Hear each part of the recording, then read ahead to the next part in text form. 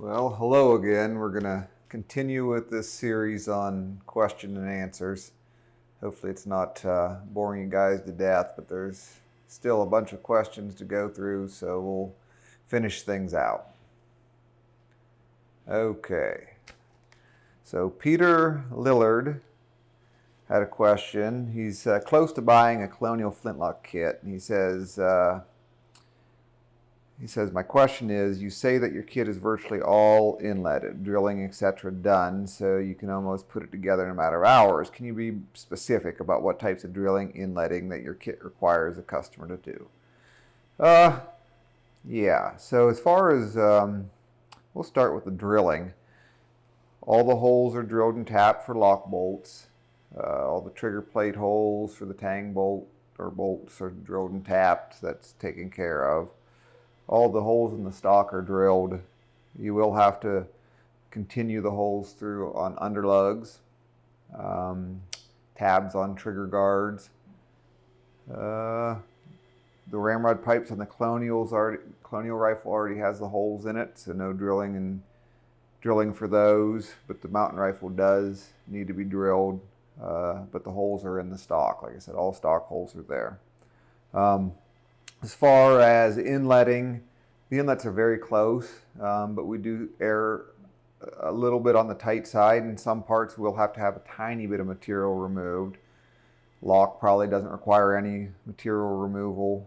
The barrel, no material removal. The tang may have to have a few little slices here and there, especially the corners of the inlets, the corner of the bolster.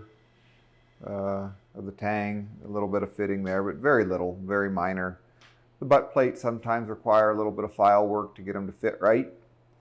Maybe a little twisting of the butt plates too, bending, twisting. We do straighten them, but sometimes they do require a little bit more.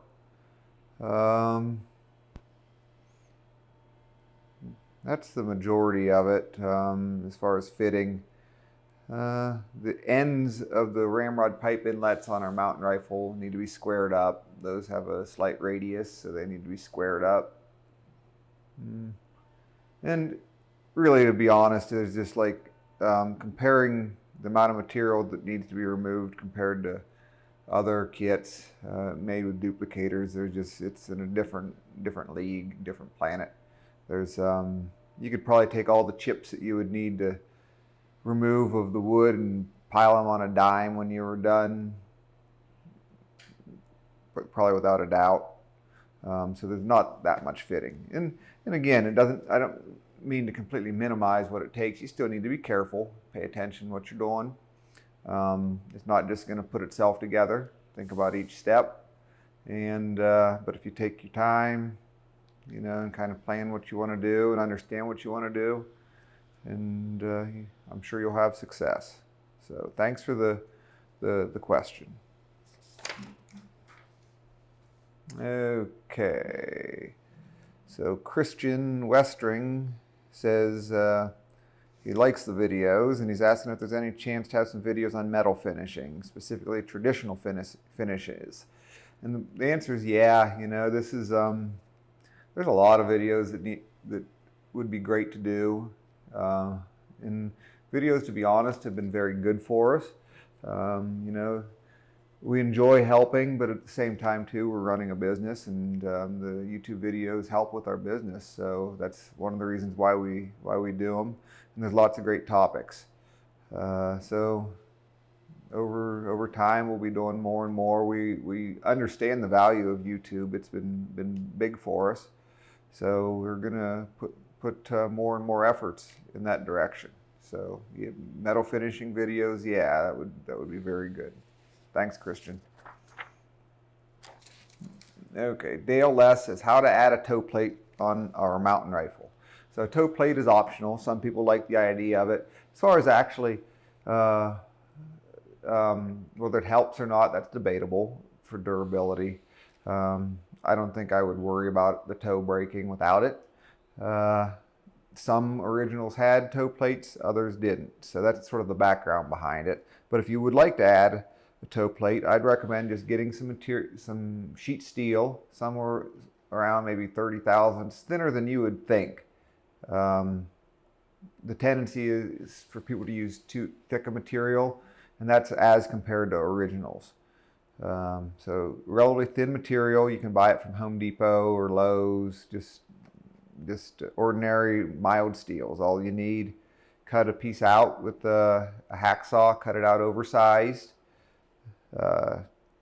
drill some holes in it where you want to mount it. Usually they were pretty simple, didn't have a lot of decoration on them, although you could have some kind of folky decoration on them for a mountain rifle if you wanted to. Look at original work, that's always a real good idea, it'll guide you. And then remove the wood, so you need to trim a little bit of wood out. So you'd put your toe plate on your stock and draw around it, scribe around it, remove the wood, and then basically screw your toe plate in place with wood screws, and then file your toe plate flush with the edges. This is kind of in a nutshell how you would do it. And yeah, hopefully that makes sense. We can get into that in more detail in the future perhaps. Another good video would be how to customize these guns. That would be a great video. So, and there are lots of different ways they could be customized. So really I was going to talk about this at the end of the video, but there's lots of, as just the first few questions kind of highlighted, there's lots of potential things to be done, or lots of stuff that we'd like to do, and we're very, very pushed here. We have a limited workforce here, and we're really, really pushed to try to get things done, and so it's not easy to do all we would like. And sort of along that line, we understand now the importance of trying to get some additional help, some additional employees to help us move forward faster is the goal. So right now, kind of our focus has been, we'd like to try to hire somebody who has experience in the muzzleloading field, and in particular the custom gun world, so they know how to do a lot of these tasks. Some of our tasks are done with CNC equipment, and anyone can do those, or virtually anyone can do those, but some other tasks require a little more skill, and to find somebody that has that skill set is not always easy, but we understand that it would be valuable. So if you know of anyone that might be interested, tasks could vary a lot, from simply deburring parts to assembling rifles, finishing rifles, perhaps carving rifles. So there's a lot could be learned, and we think it's be a great opportunity for somebody. So reach out if you have any ideas. So thank you. Okay, back to the questions. Okay. Additional wait time to assemble a kit in the white. And usually it would take maybe, a couple weeks longer than an ordinary rifle, but again, right now we are pretty pushed, and it's sometimes hard to carve out time to get these guns assembled in the white. So that would be a task that somebody, a new employee that has that ability, would be asked to complete. So now, specifically to the question, anywhere from a couple weeks to maybe a month would be a safe estimate of additional time for assembly in the white. And that was asked by Ashby, and thank you, Ashby. Okay, so I'm not sure who asked this question, but approximately how many long guns have you produced on your CNC machine to date? Are your stocks seasoned or kiln dried at your shop or your lumber vendor? Okay, so the first question, how many long guns we produced? I don't know the exact number off the top of my head, but it's in the thousands, and we probably would just keep that to ourselves anyway. We're doing very well, and we've sold a lot. Let's just put it that way. It reminds me of the early 19th century London gun builders, or maybe mid 19th century London gun builders that would number their guns, but I think it's pretty widely accepted that they would skip numbers because they were in competition with other gun builders to try to make it seem as though they were producing more, who was getting more business, that sort of thing. So that's kind of a funny aside to that. And as far as stocks, are they seasoned or kiln dried at your shop or vendor? So most all the wood we use is kiln dried. We'll occasionally use air dried material, but I'd say probably 95+% is kiln dried. When we receive the wood, it's kiln dried. However, we do like to store the wood even in our shop for some time prior to running the material, because it does make a difference. So the best way is to get the lumber, get the boards, cut them out slightly oversized. Not a lot oversized, because we try to pack as many stalks as we can into the wood to get the best yield. So cut them out slightly oversized and let them sit around for the longer the better, really, but at least a month is a good thing, you know. And there's been times when we've been pushed and we've used wood faster, and you can see that it doesn't work as well. There's some issues with it moving around. So, but good questions. Okay, let's see here. So Michael Gillespie asks, what kind of stain finish Jim would suggest for a first-time builder? Okay, what finishing system would a newbie be least likely to screw up? Okay, so we always suggest our iron nitrate stain, because it's very traditional and it looks good when it's done. Excuse me, it's long-lasting, color fast, or light fast, I should say. So it's a great choice. Now, there probably are some methods that are a little bit easier to use. Aniline dyes would probably be a little simpler. Laurel Mountain Forge makes products specifically for the muzzleloading guns that work well. But I would not be afraid of using the iron nitrate. And we sell a lot of iron nitrate, and we sell a lot of tannic acid in conjunction with that. And the tannic acid can work well with the iron nitrate, but we sort of steer those who haven't done a lot of work with the finishing just to use the iron nitrate. It gives you a very nice color. The tannic acid is purely optional. It enhances the figure, but at the expense of more work and cooler overall colors. So then you sometimes have to come back and try to warm the finish up with different dye stains and so forth. So iron nitrate alone, that product just by itself, is the stain that was used primarily on these old guns, and is a really good stain. So and as far as finish, there's a lot of choices. A lot of finishes can work well. You know, you hear people talk about finishes and they only like this or that, and it's just like most of it comes down to just how you use it. And there's a lot of finishes that can work well. The two that we kind of promote are Permalin, and we use a Permalin sealer. It's a fast drying, very durable finish that most beginners have good success with. We also use a product called Tried and True Oil Varnish. It's a more traditional finish, basically linseed oil with, I believe, some rosin added to it, and it's been, I think, partially polymerized, so it'll be a little faster drying than linseed oil, and it's certainly better quality oil to start with than hardware store linseed oil. That's about the last choice you'd want to use on a gun, is hardware store linseed oil. But it could work, you know, if you're patient enough and put it on extremely thin coats. But the downside of the tried and true oil varnish is that the dry time is longer. It really likes sunlight in order to dry, so there's always sort of a give and take. But yeah, so the Permalin's a good choice, and if you're set on something a little more traditional, then and maybe a little softer look to the finish, the tried and true oil varnish works well, but you do have to be patient with it. So thanks, Michael, for the good questions. Okay, moving on. Okay, let's see here. Now, try to pick some of them out that are super exciting here.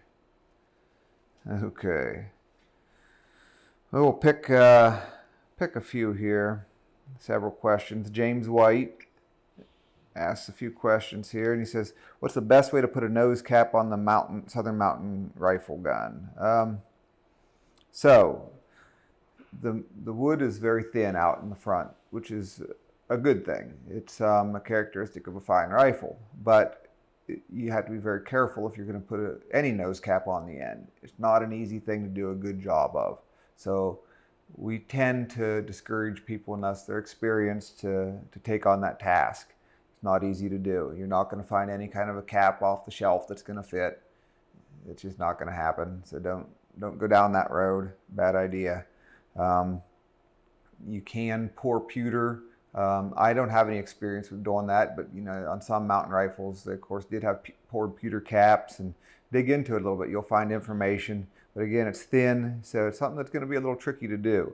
But we've had customers do it, and it's turned out real well and looks pretty awesome. So, there's a lot of specifics that come with each particular method, and again, each method could a sheet metal cap and a poured cap could be another video source.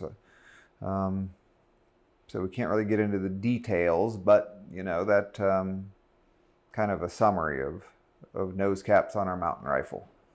And I wouldn't worry about the gun not working right, the gun splitting, or it's not anything to worry about. And then from a historical standpoint, some of these mountain rifles had caps, some didn't. So again, not something you have to be too concerned about from my perspective. Okay, question number 2, what is the best way to bring out the figure on stock wood?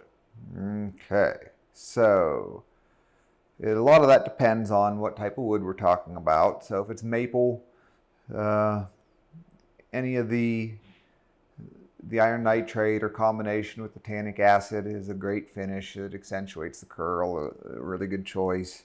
If you really want to accentuate the curl, probably the tannic acid treatment with the iron nitrate is a great process.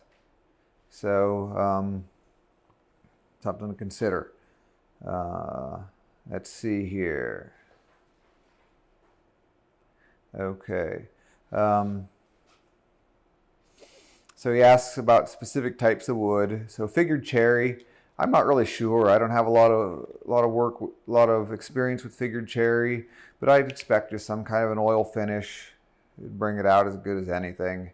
Figured walnut, and this comment applies to figured cherry and figured walnut. For me, unless sometimes they look a little weak unless they're colored in some way, and the cherry will darken more with time. Sometimes walnut, some people just like it just oiled, as is, but to me it looks sometimes a little weak. So I do like to at least color the walnut a little bit to make it a little richer, with some dye stains, or sometimes I've used shellac as a sealer coat that can adjust the color of the walnut. I've also seen people use iron nitrate on the walnut with really, really nice results. So it can look really, really good.